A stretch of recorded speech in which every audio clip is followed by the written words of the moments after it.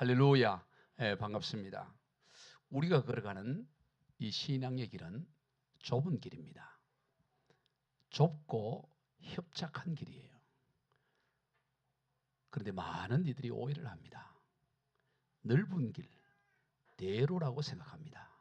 예수를 믿으면 막혀있던 것도 활짝 열리고 좁았던 길도 넓어질 것이다, 넓어질 것이다, 그렇게 기대를 하죠. 그러나 그렇지 않아요. 도리어 좁고 협착한 길이 우리가 걸어가는 신앙의 길입니다. 십자가의 길이에요. 그래서 많은 이들이 그 길을 걷기를 원하지 않습니다. 우리 주님께서는 마태복음 16장 24절에서 누구든지 나를 따라오려는 예외가 없어요. 모든 사람 누구든지 주님을 따라가려면 자기를 부인하고 자기 십자가를 지고 나를 따를 것이니라, 그렇게 말씀하셨어요. 여러분, 제일 힘든 게 뭘까요? 우리가 살아가면서 가장 힘들고 어려운 게 뭐냐면 자기를 부인하는 일이에요. 자기의 소견, 자기의 판단, 자기 이성, 자기의 경험을 내려놓는다는 게 이게 여간 어렵지 않아요. 말이 쉬워서 자기 부인이지 자기를 부정한다는 것만큼 어려울 게 없습니다. 왜? 자기 판단에는 그게 옳으니까. 그런데 그것을 부정한다는 게 얼마나 힘들겠어요. 단순히 부정하는 정도가 아니라 자기 십자가를 져야 합니다. 십자가는 죽음이잖아요. 죽는다는 게 이게 다 살려고 하는 거지 죽으려고 하는 사람 어디 있어요? 그러니까 이 길을 걸어간다는 것은 사실 거의 불가능에 가까운 길이에요. 만만한 길이 아닙니다. 콧노래 부르면서 갈 수 있는 길이 아니에요. 협착하고 좁은 길입니다. 그래서 걷는 이들이 별로 없어요. 적습니다. 오늘 본문 14절 같이 읽어봅시다. 생명으로 인도하는 문은 좁고 길이 협착하여 찾는 자가 적음이라. 찾는 자가 적다는 거예요. 그러나 여러분, 우리가 기억해야 될 것은 없다는 건 아니에요. 좁고 협착한 길이지만 그 수가 비록 적을지라도 아예 없는 것이 아니고 적을 뿐이다라는 거예요. 적은 수는 걸어간다는 것입니다. 그런데 어떻게 그 적은 무리가 좁고 협착한 일을 걸어갈 수 있을까요? 그것은 바로 함께 동력해서 가기 때문이에요. 나 혼자서는 갈 수 없을지라도, 비록 그 수가 적을지라도 함께 손을 잡고 동력할 때, 함께 갈 때 얼마든지 갈 수 있는 길이에요. 그래서 우리가 가는 이 좁은 길, 협착한 길은 갈 수 없는 길이 아니라 함께 얼마든지 걸어갈 수 있는 길이라는 것입니다. 우리는 지난주에 1박 2일간의 국내 성지순례를 다녀와서 특히 전남 광주 지역에서 선교사들이 걸어갔던 좁은 길에 대한 행로를 살펴보았지요. 호남 선교의 아버지라고 불리는 유진벨 선교사, 그리고 그와 동역했던 클레멘트 오웬 선교사, 의료 선교사죠. 그리고 자신이 가진 모든 것을 다 주고 간, 그저 그가 생을 마감했을 때 강냉이 가루 2옵과 담요 반장, 그리고 동전 7전밖에 없고 그저 그 머리맡에 not success but service라는 성공이 아니라 섬김이라고 그렇게 하고 생을 마감한 54살의 생을 떠난 서서평 선교사, 우리 그들의 삶에 대해서 우리가 지난 시간에 살펴보았습니다. 자신들의 나라에서는 얼마든지 호의호식하면서 잘 살 수 있었어요. 오웬 선교사 42살에 세상을 떠났어요. 의료 선교사예요. 유진벨 선교사 57살에 세상 떠났고요. 서서평 선교사 54살에 세상 떠났어요. 다 일찍 다 세상을 떠난 거예요. 자기 나라에 있으면 얼마든지 호의호식할 수고 잘 살 수 있었어요. 그러나 그들은 이 땅에 좁은 길로 와서 이 땅에 복음 전하다가 생을 마감한 거죠. 여러분, 그러는 데 있어서 우리가 기억해야 될 이들이 있습니다. 바로 함께 동력한 자들이 있었다는 거예요. 선교사들의 헌신과 수고로만 이루어진 것이 아니고 그들을 못지않게 그들의 삶을 본받아 함께 동력한 이 땅의 믿음의 선진들이 있었다는 걸 기억해야 됩니다. 마치 사도 바울에게 브리스길라와 아굴라 부부와 같은 신실한 동력자들이 있었듯이 이 땅 가운데서도 그러한 신실한 동력자들이 있었습니다. 여러분, 구원은 언제나 철저히 개인적이에요. 남편이 잘 믿는다고, 아내가 잘 믿는다고 남편이 아내가 구원받는 일이 없어요. 다 개인적이에요. 철저히 개인적이에요. 그러나 사역과 사명은 철저히 공동체적이라는 것입니다. 함께 하는 거예요. 하나님의 일은 혼자 하는 게 아닙니다. 언제나 함께 하고요. 하나님의 공동체는 효율성을 따지는 데가 아닙니다. 언제나 느리더라도 함께 협력해서 가는 길이에요. 동력하는 길이에요. 근본 하나님의 본체이신 예수 그리스도께서도 제자들과 동력하여 그 사역을 감당했어요. 오히려 그 제자들이 걸림돌이 되는 경우들이 허다해 있습니다. 그러나 그럼에도 불구하고 함께 했던 거죠. 효율적으로 따지려면 예수님 혼자 하는 게 훨씬 더 낫죠. 사도 바울도 마찬가지입니다. 언제나 함께 했다는 것입니다. 동력했습니다. 로마서 16장에 보면 사도 바울이 로마서를 마무리하면서 그와 동역했던 사람들의 30명의 이름을 일일이 기록합니다. 그저 많이 함께 했다 이렇게 할 수 있잖아요. 그런데 한 사람 한 사람을 기록해요. 요즘처럼 컴퓨터 타이핑을 치던 시대가 아닙니다. 양가죽에 말린 거기에다가 한자 쓰고 부피가 엄청나게 늘어나요. 그런데 그것을 일일이 다 기록했다는 것입니다. 그 중에 일부만 보면 로마서 16장 3절로 6절 시작. 너희는 그리스도 예수 안에서 나의 동역자들인 브리스가와 아굴라에게 문안하라. 그들은 내 목숨을 위하여 자기들의 목까지도 내어놓았나니 나뿐 아니라 이방인의 모든 교회도 그들에게 감사하느니라. 또 저희 집에 있는 교회에게도 문안하라. 내가 사랑하는 에베네도에게 문안하라. 그는 아시아에서 그리스도께 처음 맺은 너희를 위하여 많이 수고한 마리아에게 문안하라. 이렇게 하면서 30여 명의 이름을 일일이 다 기록해요. 여러분, 이처럼 하나님께서 우리에게 사명을 감당하게 하실 때는 언제나 동역자를 붙여주시고 동역해서 그 일을 감당하게 하신다라는 거예요. 선교사들의 호남 선교도 역시 그랬습니다. 이 땅에 동역자들이 함께했습니다. 그 가운데 오늘 두 사람만 살펴보면 김윤수 장로님과 최흥종 목사님에 대해서 살펴보고자 합니다. 이들은 유진벨 선교사를 비롯한 여러 선교사들을 도와서 호남 선교를 이뤄내는, 그리고 호남 지역 최초의 장로가 되고 최초의 목사가 되는 분들이에요. 먼저 이 김윤수 장로님에 대해서 살펴보면 그분은 강원도 원산이라는 곳에서 경찰의 총순이라는 직위의 경찰관이었습니다. 그런데 워낙 이분이 성격이 급하고 힘이 있어서 노름꾼을 수사하는 가운데 노름꾼을 폭행을 해서 사망에 이르게 하는 거예요. 그래갖고 목포로 1897년에 목포로 발령이 되어서 원산에서 목포로 가서 경찰직을 하게 되는 것입니다. 그런데 거기 가서 경찰직만 하는 것이 아니라 양조장 사업을 했습니다. 개항 이후 목포는 나라 밖에서 일본인들뿐만 아니라 전국 각지의 조선인들이 몰려 들어와서 신흥 성장 도시가 되었어요. 작은 어촌 마을에 불과했던 목포가 갑작스럽게 사람이 늘어나고 교육과 상업이 발전하면서 자연스럽게 유흥산업이 발달한 것입니다. 근데 그때 바로 양조장 사업을 해요. 예전에 도가라 그랬잖아요. 도가. 여러분 도가하면 다 이게 돈 벌고 그랬다고 옛날에. 근데 그 목포 막 성장할 때 그러니까 얼마나 돈이 잘 벌리는지 그 하루 판 그 술을 값을 그냥 거의 밤을 새듯 새어야 할 만큼 그렇게 돈을 잘 번 거예요. 장사가 너무 잘 된 거예요. 그런데 어느 날 어머니가 손에 가시가 박혔는데 이게 골맞으면서 점점 종기가 심해지는 거예요. 낫지를 않는 거예요. 신기한 일이죠. 그래서 어떻게 할까 하다가 바로 그 목포 진료소를 개원하고 의료 선교를 하고 있던 오엔 선교사를 찾아갑니다. 목포 최초의 기독병원이죠.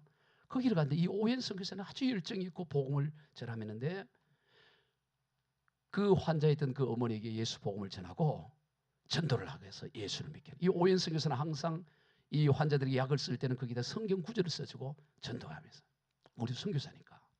그래서 이 손이 나은 거예요. 그걸 계기로 해서 그 어머니가 예수를 믿고 김윤수도 예수를 믿고 그 온 가족 장모와 부인까지 다 예수를 믿고 교회를 나오게 되는 거예요. 그러면서 그의 회심과 영적 성장이 날로 달라진 거예요. 그런데 문제는 뭐냐? 세례를 받아야 되는데 세례에서 탈락이 돼요. 왜 그러냐? 왜 여러분 당시에 세례 문답에서 보류가 되고 통과를 못했을 것 같아요? 여러분 생각에 김윤수가 열심히 예수를 믿는데 그 이유가 어디 있을 것 같아요? 양조장 술 파는 거. 술 장사하니까 세례 못 준다는 거예요. 선교사님들이.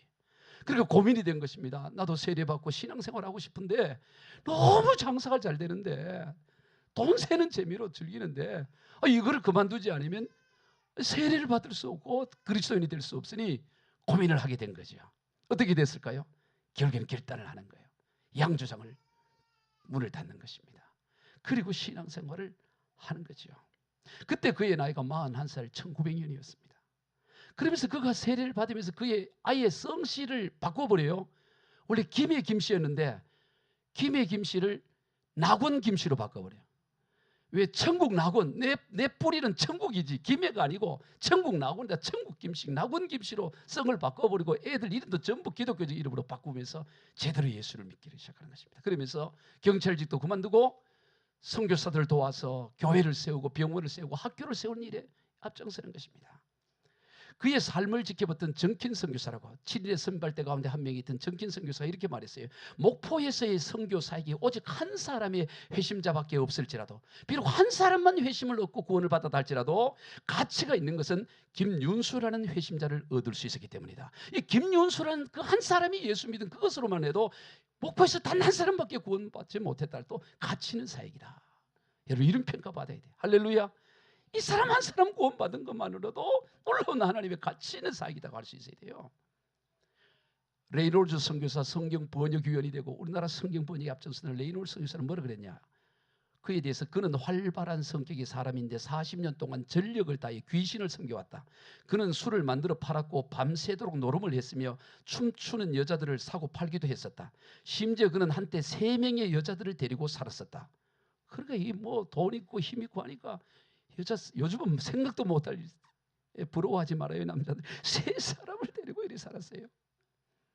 지금 그는 자신은 전라도의 지사와 자리를 바꾸지 않을 것이라고 힘있게 말하고 있다. 그런데 예전에 그렇게 쾌락 살아야 돼. 지금은 전라지사와도 전라도지사하고도 나는 이 믿음의 길, 이 집사의 길을 당시 집사였어요. 바꾸지 않겠다고 말했다는 거예요. 할렐루야. 그럼 바로 그가 전도한 최홍종과 함께 강주 지역 최초의 장로가 되고 그러면서 많은 사역들을 감당하는 것을 봐요. 무엇보다도 이 김윤수 이 집사는 나중에 장로가 되죠. 최초 장로가 되는데 이 선교 지부를 계속 선교사들이 개척을 하잖아요. 한 곳에 머물러 있지 않고 계속 처음에는 목포 지역 바닷가에서 그다음 내륙 지역 광주로 계속 지역을 넓혀서 개척을 할 때 언제나 이 김윤수 부부가 먼저 그곳에 가서 선발대로 가서 거기에 틀을 잡고 집을 짓고 선교사들이 활동할 수 있는 모든 걸 다 만들어 놓고 그러면 이제 선교사들이 들어오게 하는 참으로 놀라운 일들을 그 부부들이 했어요. 바로 이런 부부, 최고의 부부, 그게 누구냐? 성경에 나온 브리스길라 아굴라 부부예요. 여러분, 목사님들이 종종 신실한 부부를 보면 브리스길라 아굴라 부부 같다라고 그렇게 얘기하잖아요. 여러분, 다 그런 부부 되기를 축복합니다. 브리스길라 아굴라 부부가 바로 이 김윤수 집사가 했던 그 얘기를 했어요. 사도행전 18장에 보면 사도 바울이 고린도에서 배를 타고 소아시아 지역에는 에베소 지역에 들리는데 그때 누구 함께 했느냐?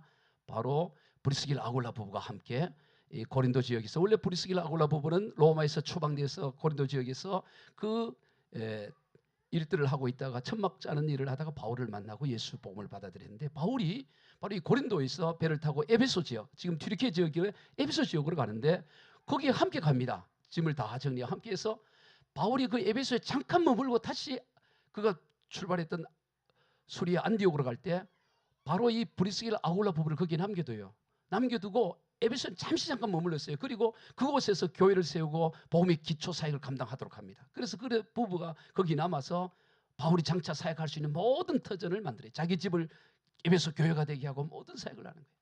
그리고 바울이 안디옥에 갔다가 3차 전도 여행을 할 때 바로 그 지역으로 들어와서 이 에베소에서 바로 소아시아 지역과 그 이후의 모든 사역에 모든 거기를 에베소에서 2년간 사역을 해요. 도란노 서원 사역을 해요. 놀라운 일들을 합니다.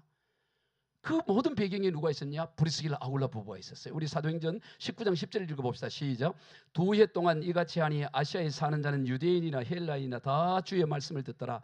하나님이 바울의 손으로 놀라운 능력을 행하게 하시니 심지어 사람들이 바울의 몸에서 손수건이나 앞치마를 가져다가 병든 사람이 얹으면 그 병이 떠나고 악기도 나가더라.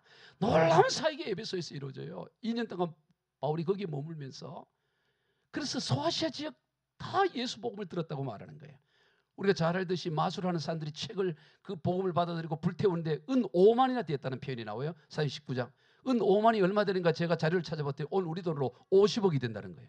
예. 은 5만 드라크마. 하루 1당이 한 드라크마. 1드라크마. 5만 어마어마한 양을 불태우며 이 엄청난 사역을 에베소 지역에서 감당을 했는데, 이것이 사도 바울 개인의 사역에만 있는 것이 아니고 그 배후에 누가 있었느냐? 브리스길라 아굴라 부부의 동력이 있었다는 사실이에요. 할렐루야. 오늘 이렇게 한국교회가 엄청난 부흥의 사역에 이 선교사들의 헌신은 두말할 것도 없고 그들만의 노력과 헌신으로 이루어진 것이 아니고 수많은 이름 모를 수많은 주의 동력한 이 땅의 믿음의 선진들이 있었다라는 거예요. 오늘 우리가 그런 사람이 돼야 됩니다. 김윤수 부부가 드디어 이제 유진벨 선교사와 클레멘트 오웬 선교사가 이 바닷가 목포에서 이제 내륙으로 광주로 들어가려고 하는데, 그때 바로 이들 부부가 먼저 거기 가서 광주에 터를 잡고 선교사들 그 할 집을 준비하고 다 준비해요. 그래서 1904년 12월 25일 날 성탄절 날 처음으로 광주에서 그 유진벨 선교사 집 자택에서 예배를 드려요. 처음으로. 그게 1904년 12월 20일 성탄절이에요. 그런데 처음 선교사들이 와서 예배를 드리는데 그 집에 예배를 드리는데 사람이 얼마나 모이느냐? 200여 명이 모이는 거예요. 200여 명. 놀라지도 않아요. 지금 선교사가 처음 들어왔다니까, 광주에. 그리고 200명이 어디서 왔어요? 이 김윤수 부부가 열심히 그동안 전도하는 거예요. 집 준비하고 하면서 전도하고 오라고 김서방 와보게, 박서방 와보게 이래 갖고, 그래서 그 사람들이 예수를 다 믿어서 모인 게 아니고 궁금한 거예요. 외국인들을 보여. 그리고 믿은 사람도 있고. 그런데 거기에 누가 있었느냐? 바로 장차 호남의 아버지, 호남의 성자라고 부르는 최흥종 부부도 거기에 함께. 이 최초의 이 호남의 목사가 되는데 그 부부도 거기에 함께해서 그날 1904년 10월 20일 함께 예배를 드린 거예요. 200명. 이 뭔 말이에요? 선교사들이 와서 그렇게 전도한 게 아니고 그 전에 이미 선발대로 김윤수 부부가 가서 그 터전을 다 만들어 내놓고 선교들이 왔을 때 사역을 할 수 있도록, 바울에게 있어서 브리스길라 아굴라 부부가 그런 사역을 했던 것을 보게 되는 것입니다. 여러분, 오늘 우리에게 있어서 동역자가 너무나 중요해요. 이거는 구원 못지않게 중요합니다. 여러분, 기독교는 그저 개인 구원에만 머무는 종교가 아니에요. 구원함을 받았으면 사역과 사명을 감당해야 됩니다. 다른 이들을 통한 이 동력, 이것이 없으면 이게 참된 구원인지 의심이 돼요. 사람들은 말하죠. 아니, 예수 믿는 사람들은 참 별나다고. 나 그렇게 별나게 믿냐고. 아니, 믿으면 지만 믿지, 자기만 믿지, 뭐 또 그렇게 믿으라고, 또 믿으라. 아니, 안 가겠다는데 또 가자고, 좋다고. 아니, 좋으면 지만 가면 되지, 뭘 그렇게 가냐고. 그렇게 해요. 왜 그렇게 말할까요? 그 사람이 믿음이 뭔지를 모르기 때문에. 여러분, 기독교의 믿음은 뭐냐? 바로 이 복음 증거라는 것이 그 믿음 안에 내포되어 있어요. 그저 나 혼자 득도하고 혼자 예수 믿고 혼자, 그런 믿음이 아니라는 것입니다. 성경이 그런 게 아니에요. 이 믿음 속에는 복음 증거가 함께 들어가 있는 거예요.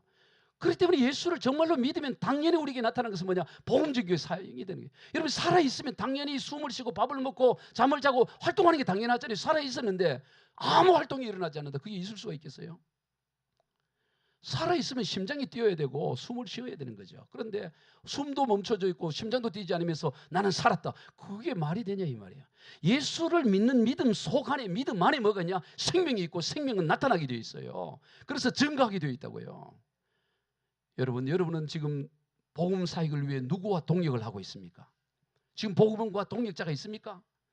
또 여러분의 동역자는 또한 누구입니까? 여러분, 예수를 믿으면 동역을 해야 되고 동역자가 있어야 돼요.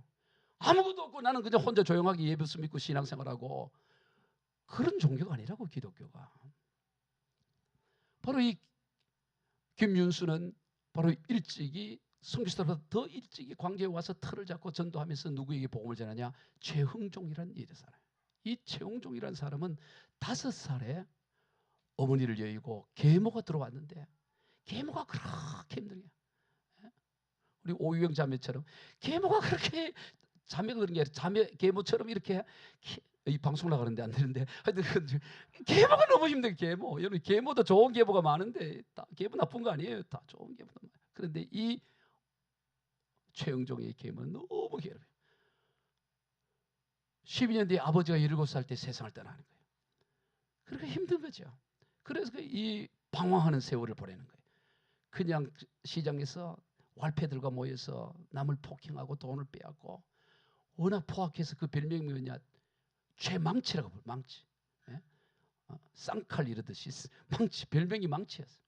포악한 사람. 그런데 누가 전도를 하느냐? 바로 경찰직을 했던 그 김윤수가 전도하니까 김윤수 권세에 눌리는 거지. 예, 그리고 자기 비슷한 사람은 자기가 전도하기 쉽잖아요. 그래서 김윤수가 전도해서 신앙생활을 하게 되는 거예요. 그래서 처음 예배에 함께 동참을 했어요. 그러던 중에 그의 인생의 전환점을 맞이하는 계기가 옵니다. 그게 뭐냐면 1909년 4월 달에 바로 이 목포에서 의료 선교를 했던 오현 선교사가 유진별 선교사와 함께 광주로 와서 바로 광주 진료원 재중원을 세우고 거기에서 선교를 하고 사역을 하면서 또 다니면서 사역을 했는데 이 오현 선교사가 급성 폐렴에 걸려서 사경을 헤매게 된 거예요. 그런데 그 당시에 그 광주 기독병원 재중원, 그 당시에 재중원이라고 그랬어. 그 재중원의 병원장이 윌슨 의료 선교사인데 이 윌슨은 전문의가 외과 전문의예요. 그 폐렴은 내과잖아요. 그래서 내과 전문의를 찾는데 누가 있었냐? 목포에서 사역을 하고 있던 포사이드 선교사는 내과 전문이에요. 그래서 전보를 쳐서 포사이드 선교사를 급히 동료 선교사 오현 선교사를 치료하기 오라고 전보를 온 거예요. 그런데 요즘 같으면 KTX가 있거나 뭐 자가용으로 가는데 그 당시엔 차가 없다 보니까 급히 목포에서 광주까지 가려니까 길이 좋지 않아요. 그래서 목포에서 나주까지는 배를 타고 오고 나주에서는 말을 타고 광주로 가는 거예요. 그때 이 바로 유진별 선교사가 두 사람을 마중을 보내는 것입니다. 바로 최응종과 김윤수를 우리 선교사가 오니까 빨리 가서 마중 보라고. 그 마중하러 갔는데 가다가 돌아오는 길에 한 기슭에 상기슭에 한 여인이 죽어가고 있었는 거예요. 살려달라 그런 거예요. 그래서 봤더니 바로 온 몸이 그냥 피고름이 있고 나병 환자들이 마디가 두 마디밖에 없고 다 나병 환자고 머리는 감지 않아서 그냥 더덕더덕 붙어있고 역한 냄새가 나고 그럴 때 이 포사이드 선교사가 말에서 내리는 거예요. 여러분 보세요. 지금 빨리 가야 돼요. 지금 동료 선교사, 친구 선교사, 오웬 선교사가 지금 사경을 헤매고 있어요. 그런데 이 여인을 두고 가버리면 이 여인은 죽는 거예요, 그냥. 그때 여러분 과연 이 포사이드 선교사는 어떻게 행동해야 될까요? 여러분이 만약 포사이드 선교사라면, 의료 선교사라면 지금 친구 의료 선교사가 죽어가고 있다는 소식을 듣고 지금 한시가 급한다고. 근데 여기 이 여인도 살려달라 그랬대.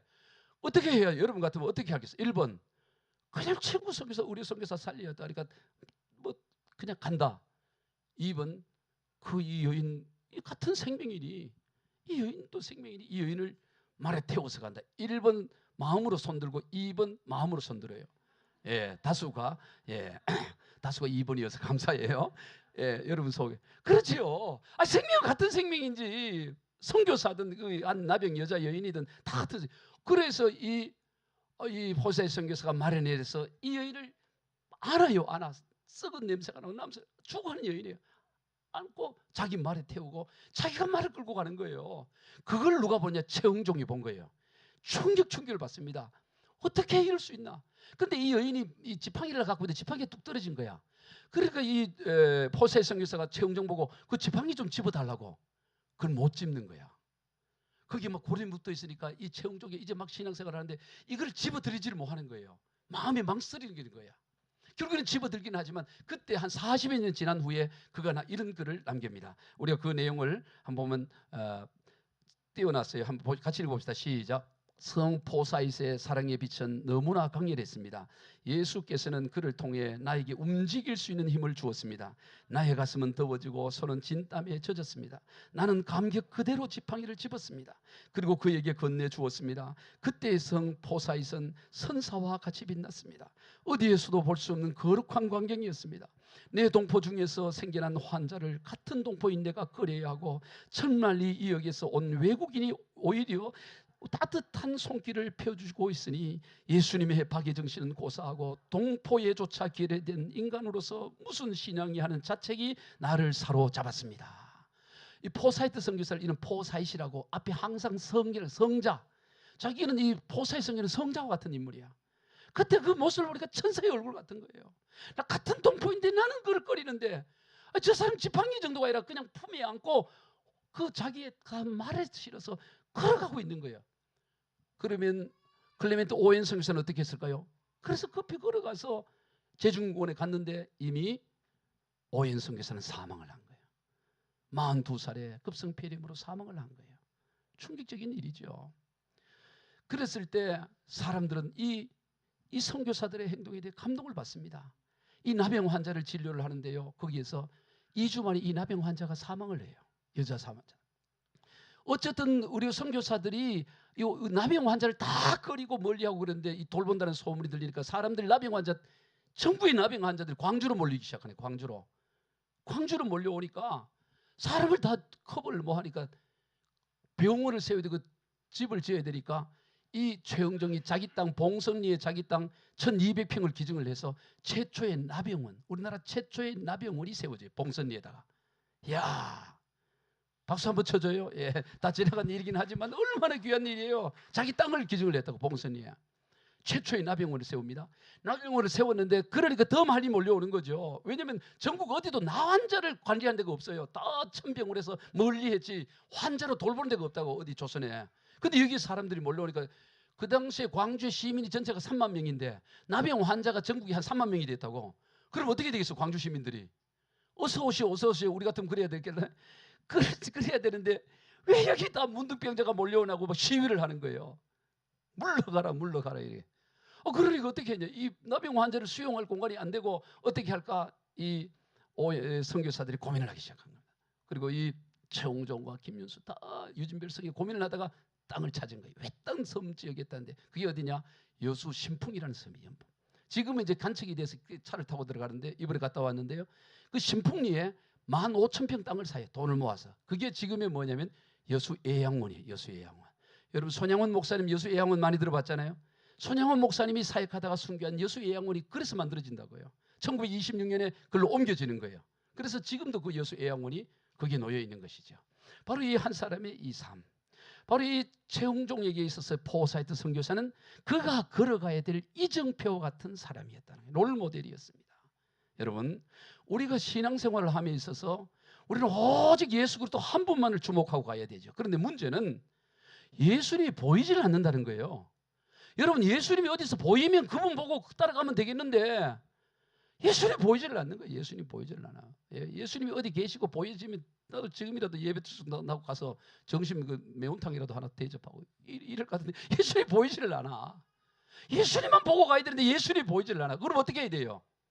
예수님을 보여줄 사람이 필요하다 이 말이에요. 아멘. 보이지 않는 예수를 보여줄 이정표 같은 인생이 돼요. 오늘 저와 여러분이 보이지 않는 예수를 보여주는 인생이 되기를 주의 이름으로 축복합니다. 이 최홍종에게는, 이 최망치에게는 포사이트 선교사가 예수를 보여주는 이정표가 된 거예요. 그리고 그 최홍종은 그 뒤에 후배들에게 이정표가 되어진 것입니다. 오늘 우리 이정표가 되어지는 거예요. 그게 신앙의 길입니다. 이번에 성지순례 가면서 여수 애양원 거기도 갔다 왔어요. 송인영원 순교 기념관에 가보면 액자가 하나 걸려있어. 그 왜 어떤 내용의 액자냐면 한번 보여주세요. 바로 김구 선생이 쓴 휘호에 김구 선생이 친히 손양원 목사님에게 준 휘호인데 이 뭐냐면 그 손양원 목사님이 두 아들을 죽인 안재선을 양자 삼고 용서했다는 얘기를 듣고 김구 선생이 감동을 받은 거예요. 김구 선생이 감동을 받아서 누구를 찾아오느냐? 바로 이 손양원 목사를 찾아오는 거예요. 공산당을 이긴 사람은 이 손양원 목사. 손양원 목사야말로 진정으로 공산당을 이겼다. 그러면서 자기가 세우는 학교를 세우는데 학교 교장직을 맡아달라고 했습니다. 교장직을 맡아달라고 했는데 이 손양원 목사가 거절을 해요. 내가 이 나병 환자, 애양원의 나병 환자를 버리고 갈 수가 없습니다. 그 거절을 하니까 더 감동을 받아요. 그래서 그에게 글을 써주는데 그 글이 뭐냐면은 바로 지금 써있는 내용인데요. 답설, 그 다음 거 한번 띄워보세요. 이거예요. 답설 야중거 불수란행 금일 야행적 수직 후 인정. 뭔 말이 잘 모르겠죠. 그 밑에 다 풀어놨어요. 시작. 눈 덮인 들판을 걸을 때 함부로 걷지 말 것은 오늘 내가 걷는 발자국이 뒷사람의 이정표가 되기 때문이다. 조선 후기 순조 때 우리는 이양원의 길이 글귀를 옮겨온 이게 아주 김구성이 평생 애송하던 시인데요. 뭐냐? 눈 덮인 들판을 걸을 때 답설, 답이라는 게 밝다는 거예요. 설, 눈, 야중 들판 가운데 눈을 걸을 때 갈것자예요. 그 설명할 필요는 없고 어쨌든 눈 덮인 들판을 걸을 때 함부로 걷지 말 것은 오늘 내가 걸은 발자국이 뒷사람의 이정표가 되기 때문이다. 그렇게 김구 선생이 저 북한에 김일성이 만나러 갈 때도 이 시를 애송하면서 갔어요. 내가 지금 이 걷는 일이 바로 내 후손들이 걸어갈 이정표가 되게 함부로 걸어가면 안 된다. 바로 그것이다. 신앙생활도 마찬가지예요. 바로 이 포사이트 선교사가 그 눈 덮인 들판을 걸어가는 그 걸음을 보고 그리고 최홍종이 걸어가고 최홍종이 걸어간 그 걸음을 보고 그 믿음의 선진들이 또 우리 다 걸어가는 거예요. 그러면 우리는 이 신앙생활을 함에 있어서 그냥 내 혼자 신앙생활 그냥 그래 하는 게 아닙니다. 내가 걸어가는 이 발자국이 내 뒤에 내 자손들의 나와 영역의 사람들이 따라올 발걸음이 되는 거예요. 이정표가 되는 것입니다. 그래서 우리가 한 걸음 한 걸음을 그냥 뭐 가고 싶은 대로 막 가고 걸어가는 게 아니에요. 다 보고 걸어가요. 할렐루야. 이정표가 되는 걸음이 되어야 될 줄로 믿습니다. 바로 이 최홍종은 결국에는 유준별 선교사가 자네는 저 평양신학교에 가서 목사가 되라고 권유를 합니다. 그래서 그가 목사가 돼요. 목사가 1921년에 평양신학교에서 목사가 돼서 다시 광주로 내려와서 바로 거린과 나병 환자들을 돌보는 목회를 하다가 시베리아의 선교사로 갑니다. 시베리아 우리 조선인들이 많이 어떤 사고로 해서 죽었다는 소식을 듣고 시베리아에 가서 열심히 선교를 했는데 교회를 여러 개를 세우고 했는데 1년 만에 소련에 의해서 추방을 당해요. 그래갖고 결국엔 다시 또 광주로 내려와서 사역을 열심히 이렇게 하는데 일제가 그때 일제 시대잖아요. 일제가 점점 신사참배를 하게 하는 거예요. 다. 그래서 막 신사참배를 하는 게 이게 되어지니까 그가 어떤 결단을 했냐면 1935년에 세브란스 병원 다 그 당시에 우리 기독교 선교사들이 세운 병원에 가서 뭘 하느냐 거세를 해요. 여러분 이게 참 쉽지가 않는 일이죠. 그때 나이가 몇인가 봤더니 그가 1880년생이니까 1835년생이니까 55세가 되는 거지. 만 55세에 거세를 해버려. 물론 그때는 자녀들이 다 있었어요. 또 거세를 하고는 자기 호를 뭐라고 지었냐 오방이라고 하죠. 오방. 그래서 오방최흥종 선생이라고 그랬죠. 오방. 오방 이 방이라는 것은 뭐냐면 버릴 방자 내려놓을 방자예요. 5가지를 내려놓는다는 거예요. 자 이걸 제가 오늘 그 주보에 로덴나무에 그게 기록을 해놨어요. 우리 로덴나무를 한번 보면서 오방최흥종에 관한 내용을 한번 읽어보겠습니다. 최홍종 목사는 1935년에 이르러 일제의 신사 참배 강요가 심해지자 서울 세브란스 병원에서 거세한 후 아호를 오방이라 정하고 주위 지인들에게 자신의 사망 통지서를 돌렸습니다. 1935년 3월 17일 이후 나 오방 최홍종은 죽은 사람임을 알리는 바입니다. 인간 최홍종은 이미 죽은 사람이므로 차후로 거리에서 나를 만나거든 아는 채를 말아주시기 바랍니다. 나 최홍종은 오늘부터 지상에서 영원히 떠나 하나님 속으로 진실로 하나님과 함께 자유롭게 살 것입니다. 여러분도 죄를 회개하고 하나님을 믿고 구원을 얻기를 바랄 뿐입니다. 그는 죽은 사람으로 행세했습니다. 오방이란 5도 노을방해서 5가지를 놓아버린다는 의미로 집착을 떨어버린다는 뜻이었습니다. 그 놓아버린 5가지는 집안의 일, 사회적 체면, 경제적 이익, 정책 활동, 총파적 활동을 의미했습니다. 그는 광주 무등산 자락에 거처를 정하고 나환자들과 폐결핵 환자들을 수용하기 위한 시설을 만들고 돌보다가 1960년 5월 14일 87세로 소천을 하였습니다. 최초 광주 시민장으로 치러진 장례식장에서는 수많은 나병 환자들과 그린들이 몰려들어 아버지 어찌하여 우리만 남기고 가십니까? 라고 통곡하였습니다. 그 내용을 내가 기록해놨어요. 여러분 그가 이렇게 갈 수 있었던 게 뭐냐? 바로 먼저 걸어갔던 포사이트 선교사, 오엔 선교사, 유진벨 선교사 이 믿음의 발자취를 보고 간 거예요. 말씀을 정리합니다. 여러분 우리가 걸어가는 신앙의 길은 좁은 길이에요. 협착한 길이에요. 가고 싶지 않은 가시밭길입니다. 그래서 그 길을 찾아 걷는 데가 적어요. 별로 그거 조금만 어려우면 돌아서 버려요. 다 넓은 길 가려고 그러는 거예요. 원래 신앙생활 예수 믿는 생활 자체가 좁은 길이고 가시밭길이고 협착한 길인데 가시 만나고 돌창 만나면 돌아서요. 그러면 갈 수 없는 길이죠. 그러나 다 그런 것이 아니고 비록 적을지라도 그 길을 걸어가는 자가 있어요. 가시에 찔리기도 하고 돌창에 찢어지기도 하지만 걸어가는 이들이 있습니다. 그들과 함께 가는 거예요. 비록 작은 물일지라도 비록 적은 물이라 할지라도 함께 동력하며 가는 것입니다. 그러면 얼마든지 갈 수 있어요. 아멘. 얼마든지 갈 수 있어요. 우리가 이 우리만이라도 이 좁은 길 정말 믿음의 길을 걸어가려고 결단하고 가면 얼마든지 갈 수 있는 길입니다. 얼마나 많은 사람이 넓은 길을 가느냐가 중요한 게 아니에요. 주님이 말씀했어요. 적다. 나 이 길 가는 사람 적어. 소수야 소수. 많은 게 아니야. 그러나 갈 수 있어.